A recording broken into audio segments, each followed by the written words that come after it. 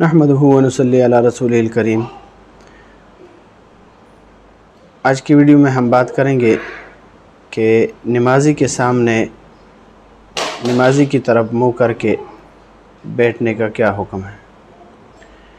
اگر آپ ہمارے چینل پر نئے ہو تو ہمارے چینل کو سبسکرائب کریں تاکہ آنے والی تمام ویڈیوز آپ تک آسانی سے پہنچ سکے۔ یہ بات واضح رہے کہ نمازی کی طرف منہ کر کے اس کی طرف رخ کر کے بیٹھنا مکروہ ہے، اور نمازی کی طرف چہرہ کرنے والا گناہگار ہوگا۔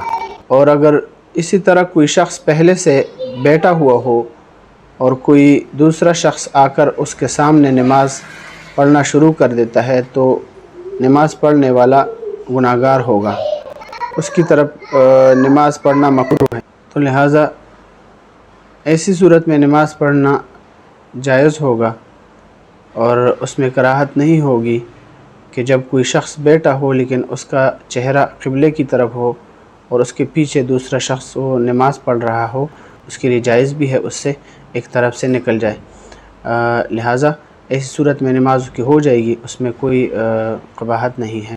جیسے کہ فتاوی شامی کے اندر ہے وَلَا يُكْرَهُ صَلَاةٌ إِلَى ظَهْرِ قَاعِدٍ قید بالظہر احترازا عن الوجہ فإنها تکرہ کما مر، جلد نمبر 1 صفحہ نمبر 651۔